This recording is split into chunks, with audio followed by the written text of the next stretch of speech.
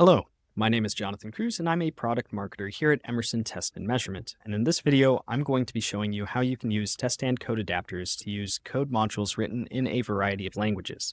Now, TestStand ships with a number of different adapters, but the adapters specifically I'll be showing you today are for LabVIEW, .NET, and for Python. Now, these adapters enable you to reuse code you may have already written and not have to worry about completely rewriting your code base just for your test automation. Now, to show you guys this, I'm going to be using an example that ships with TestStand, which is a simulated computer motherboard test example. And this comes in a couple of different versions depending on the adapters we're going to be using. So let's go ahead and get started. Okay, so for this first example, I'm going to be using the LabVIEW adapter to add an additional step to this simulated computer motherboard test. This test sequence already has a number of test steps that are associated with testing a motherboard, such as the CPU, ROM, RAM, and video. And I want to add an additional test step to test a simulated keyboard. So to do that, I'm going to go up to the insertion palette here on the left, and I'm going to select the LabVIEW adapter. And I'm going to drag and drop a numeric limit test. I'm going to drag that and add it to the very end of those other tests. And I'm going to name it keyboard test. Now, to configure this code module, I'm going to go to the step settings under module, and I'm going to click browse for LabVIEW project. This is a LabVIEW project file that contains all of the VIs associated with the tests that we're going to be running in the sequence. I'm going to use a relative path, and I'm going to click this dropdown for the VI path and select keyboard test VI. Now, once I do that, I now have some parameters I can configure, and these parameters correspond to the inputs and outputs of that VI, which you can see here in the bottom left corner. So the first thing I'm going to do is uncheck the default for the input number of keystrokes, and I'm going to set that to locals.keyboardValue. Now, this is a variable I've already configured with the input values that I want to use for the sequence. And I'm also going to configure the result to be stored in the default step data location, which is at step.result.numeric, since this is a numeric limit test. And then I'm going to go to the limits tab in the step settings. And this is where I'm going to configure this to be greater than test to check to see that the inputs are greater than a certain value. And we're going to set that value to 5. You'll notice the high value is grayed out. That's because we're only checking for a lower limit.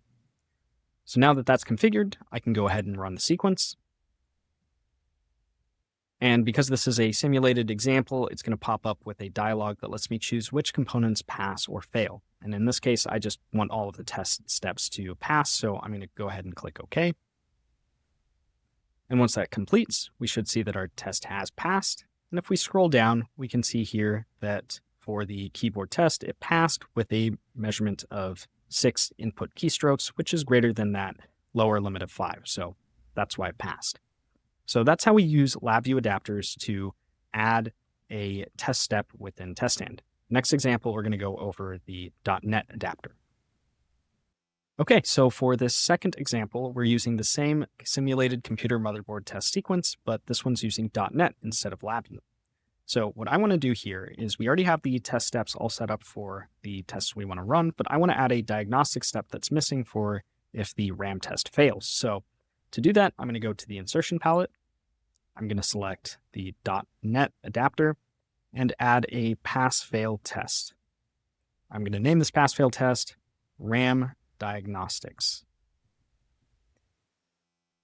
And then it looks like our assembly is already pre-populated. If it wasn't, I can go to this browse for assembly and select the computer.dll assembly as needed.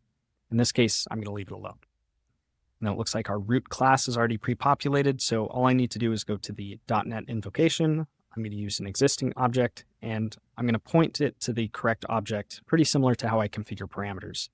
So I'm going to set that to locals.computer. Okay, now that that's set, I can click again, and I'm going to add the specific method for the RAM Diagnostics.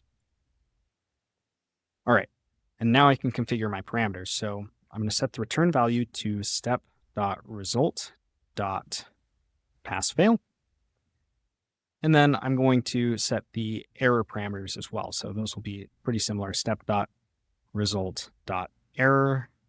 And for this one, it's whether or not it occurred. So I'm going to set it to the occurred Boolean. And step.result.error.code if there's an error code. And step.result.error.message if there's an error message. And that's all the parameters configured. So I'm going to go ahead and run this just to test it out. And because this is simulated, I'm going to select for that RAM test to fail so that we can see if the diagnostics run if it does. And so we can see that that test did fail. So the RAM test failed. If we scroll down to the results for the RAM Diagnostics, we can see that this did run and it unfortunately was not able to pass. So the test wasn't able to be recovered. All the other diagnostics were skipped since those tests ran just fine.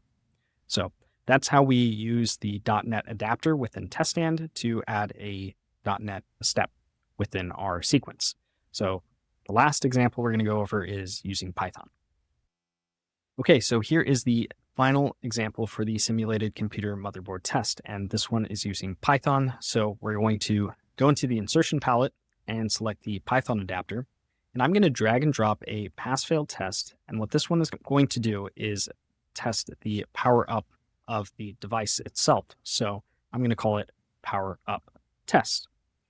And just like our other adapters and test steps that we've configured, we're going to go into the step settings and we're going to point this to the Python code module. So I have a computer.py code module written in Python. This contains all the class information for all of the tests that are run in this particular sequence. And then I'm going to configure the operation scope to a class instance. I'm going to call it, the class name itself in this case is computer. And the function we want to set is the power up test. And that's contained within the code module itself. And then finally, the class instance is stored in locals.computer. Okay, so now that's set. All we have to do is configure the one and only parameter for this particular code module, and that being the return value. So I'm going to set the type to a Boolean since this is a pass-fail test. It either powers on or it doesn't. And I'm going to set the value to be stored in step.result.passfail. Okay, so now that's configured, we can go ahead and run our sequence. So this is going to run, and in this case, I want it to pass. And we can see that everything's running as normal. Our power on test ran just fine and it passed, so we're good here. So that's how we use Python adapters within TestStand. Okay, so to summarize, we were able to use code from a couple of different languages using the built-in code adapters with TestStand. Using these adapters, we're able to use and reuse code regardless of the language that you're using for your test automation. So hopefully you found this helpful. Thank you very much for watching.